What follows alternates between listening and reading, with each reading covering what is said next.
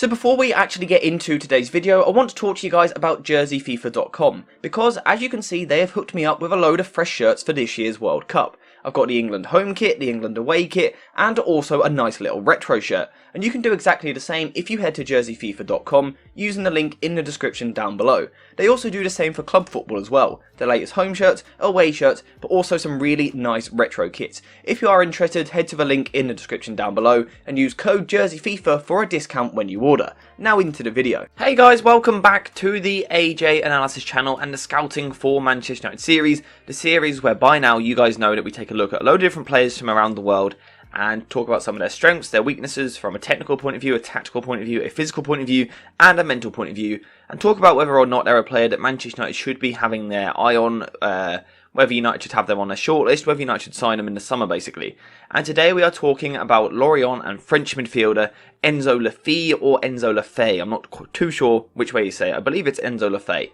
But that is who we are talking about today. The 22-year-old, who is soon to be 23 in February, stands at about 5'7" tall, and like I said, currently plays for Lorient, where he's been really impressing this season, but also last season as well. So today we're going to talk about what he would bring to Manchester United if he was to sign, and yeah, basically the usual stuff, so let's get into it. So the first thing that I want to do is talk about Enzo Le Fée's versatility. Now, you just have to bear in mind that some of these stats are about 10 days out of date, because I've had this video prepared for some time now, but just never got around to recording it. So these stats are about a week old, but they're still going to be roughly the same. The first thing that we can see is that he is a very versatile player, proven by the fact that he has played in several different positions this season. He is also capable of playing on the left wing as well. However, this season he has developed into more of a central midfielder. That does kind of seem to be his role in the team these days. So if he was to sign for Manchester United, he would be a player that plays in a double pivot, replacing Christian Eriksen and playing alongside Casemiro on that left-hand side. Actually the exact position that he currently plays for Lorient, which is quite a nice fit. In terms of if we talk about Le Fée as a player, there's a lot to go through. This is a player who is involved in almost every phase of play in a football match, which is quite an exciting prospect. In terms of his FBref report, we can see that he is ranking very well in a few different areas, and these are some of the areas that we're going to be focusing on.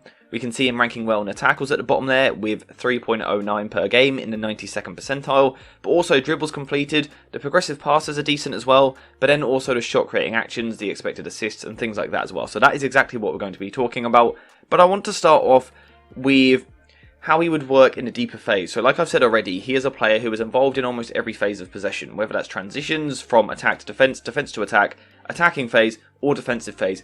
Enzo Le Fée is involved. So we're going to talk about starting in the defensive phase and then move to the middle third and then the attacking third and then talk about transitions. So in terms of when trying to play through your own defensive third, this for me is where I'm really excited about the prospect of Enzo Le Fée. Now this is an area that Manchester United currently struggle. If we take Le Fée out and put Fred or Eriksen in, we regularly see these players getting the ball here and losing the ball, and this is kind of the trigger for opposition teams to press them and hurt Manchester United. This has been a problem for a few years now. I remember a cup tie the other year where Fred got done in completely in this sort of area with the opposition using him as the trigger, pressing on him and getting some really good chances, but we also saw it earlier in the season with Christian Eriksen as well. Eriksen has had a good season so far, but he isn't a deep midfielder who can get the ball, turn, show particularly good press resistance and play out. That isn't Christian Eriksen's game. It's not really what he's good at, and that is a problem for Manchester United. So United do need an upgrade in this area. Enzo Le Fée would be exactly that. This guy is press resistant. Standing at about 5'7" tall and having that low centre of gravity means he's a very diminutive midfielder, able to get the ball, get on the turn, and almost Frankie de Jong-esque play his way out of press. Now, we know that Ten Hag wants Frankie de Jong, or certainly that sort of profile of player.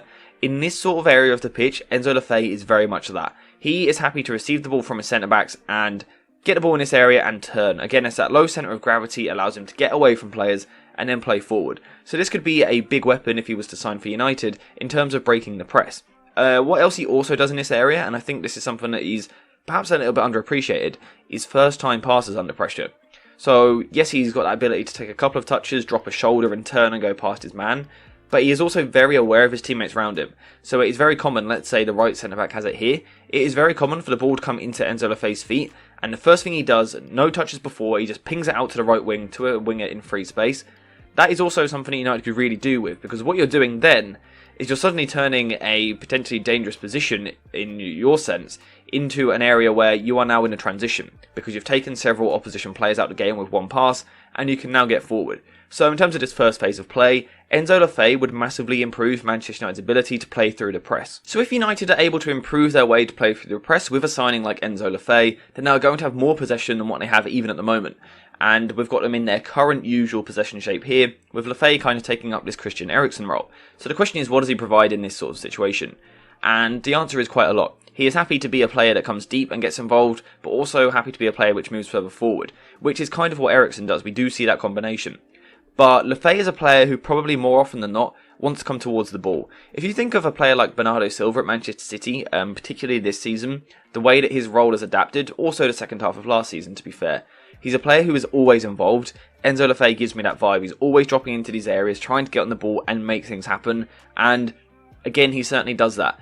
In particular, what is impressive, again, is his dribbling ability. Again, it comes from that low centre of gravity. Players really struggle to take the ball off him.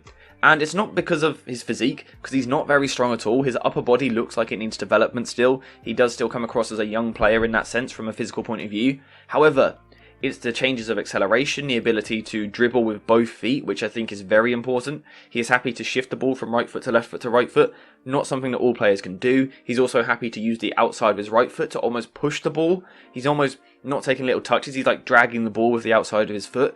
It makes it very difficult. And it's La Pausa, what we were speaking about recently. The ability to stop on the ball, draw the opposition in, and then knock it past them and go past them. That ability is something that United really do not have in their midfield at the moment. United's midfield has been good this season.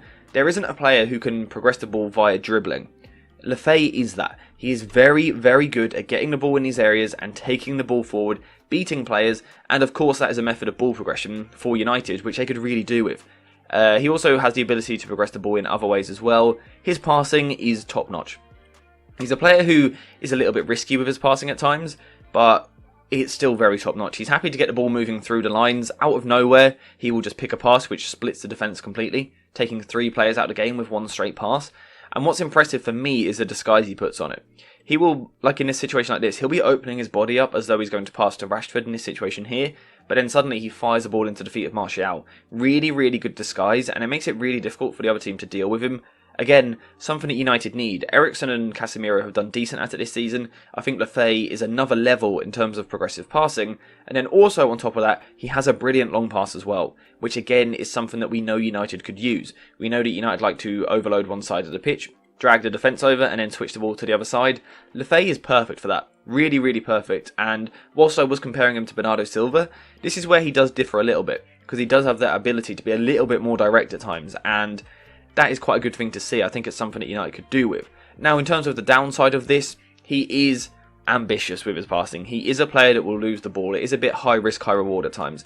If he gets his ball through, his team are in a really good situation. However, he can misplace his pass and then the transition is on for the opposition. So I think if he was to make the move to Manchester United, it is something that he would need to refine a little bit. I think in the French league he can get away with it a little bit more, playing for one of the better sides in the league at the moment in Lorient. However, making the move to United, I do think there would need to be a refinement of when he's playing forward. However, we have seen Ten Hag do something very similar with Bruno Fernandes this season, so it is a transition that we could see happening. Just to finish off on his passing, if we look at the bottom section here, we can see how good it is. The 78th percentile for passes completed in terms of long passes, also long passes attempted, assists, expected assists, key passes, passes into the penalty area, crosses into the penalty area, which we'll come on to, and progressive passes. And actually, in my opinion, these stats are slightly skewed in terms of they're slightly lower than what they typically would be because of the fact that at times in the last year he has played on the wing.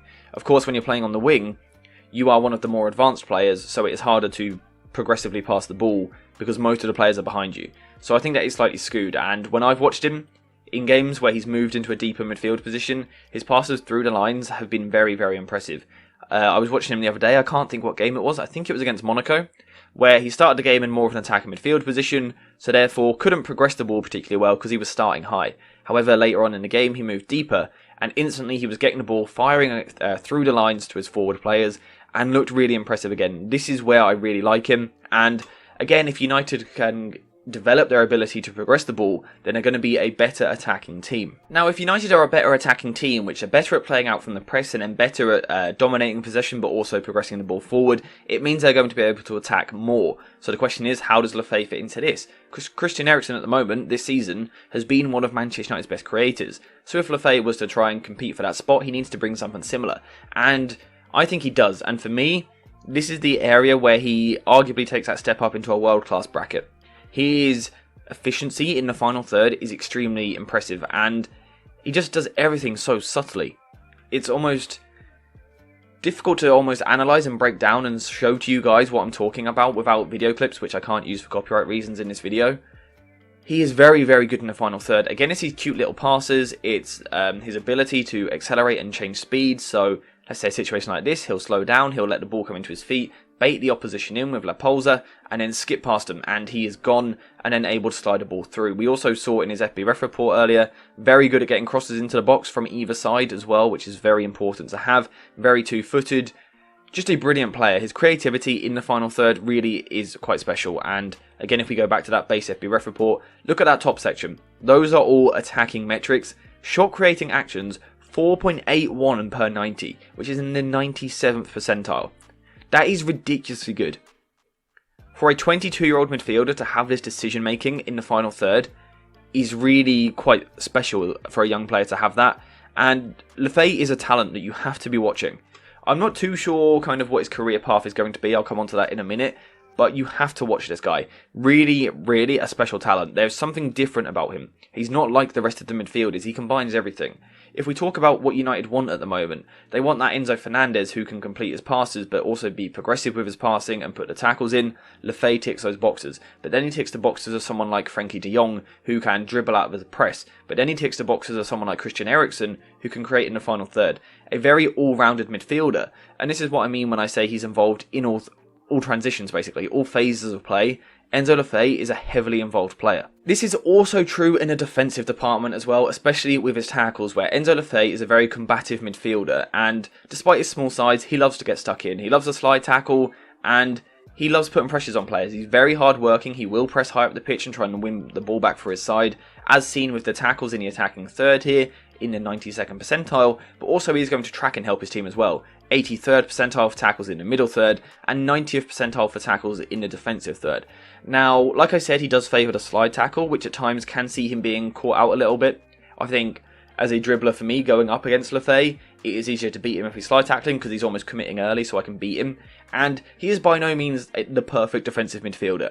I don't think he's not a ball-winning midfielder by no means. That is not how I would describe him. However, with Casemiro alongside him, doing a lot of the defensive work for him almost, I don't think that is so much of a problem. And in terms of when United lose the ball, that's where Enzo Le Fée might be judged a little bit more on his defensive ability. And this is where I think he's quite good. He is good at tracking back. He is reasonably decent at interceptions. And also what I like is his tactical fouls. This is something that I've spoken about quite a lot in the past that United don't really do. They're doing it more this season with Casemiro in the team. Le Fée commits a lot of fouls per game. He loves to break up the play with smart little fouls, but he's one of those players who just have this ability to not get booked. I don't know what it is. I don't know if it's the way they commit the fouls or the way they communicate with the referee or how they react. I don't know what it is. He is very good at getting away with these fouls. Yes, he's giving away free kicks, but he's not getting booked. And what that does is it completely takes away the momentum from the opposition. So again, I think he would be good in this area. Like I said, by no means a ball-winning midfielder, but you would say the same of Bernardo Silva at Manchester City. He plays in quite a deep position in midfield, but isn't a ball winner. So it is something that, as United continue to evolve and develop, he could certainly really contribute to United in this way. Again, he's better than Christian Eriksen in that way, for example. He is better defensively. So, yeah, as you can probably see, there is a lot to like about this guy. He's involved in every way. He is just constantly involved in the football match, and that is exactly what United need. Someone who has a lot of touches over a 90-minute match. Someone who wants to get on the ball and dictate the play. Enzo Le Fée is exactly that. He always wants the ball. He always wants the ball. He's always involved in the play, and I think that is what Ten Hag needs. Now, like I said, I do think he would need development and refining, but Ten Hag has a history of that. Getting players who haven't always been rated even. Dusan Tadic, Sebastian Haller. Players who struggled a little bit at times in the Premier League. Ten Hag took them under his wing and completely evolved them as a footballer. He could do something with Le Fée. Now, with Le Fée, he's taking a player who is already in really good form. So, I think with Le Fée, what it would be more a case of is refinement, rather than completely changing his game or remoulding him as a player. It's almost taking away some of that versatility a little bit, and making sure he is a master of a midfielder, rather than being a winger who can do a few different jobs, almost mastering the midfield role, also being a little bit safer in possession at times. We can see that his pass percentage at the top there isn't the highest in the world, it's not ideal, ranking only in the 31st percentile, so he does need to refine his game for sure. But I think there's a lot to like, and I do think Ten Hag is the sort of manager that could help him in that way, and that is why Enzo Le Fée, for me, has to be on Manchester United's list of players they are watching. Do I think he will make the move to United this summer? I personally don't, because I don't think he is of that elite level at the moment.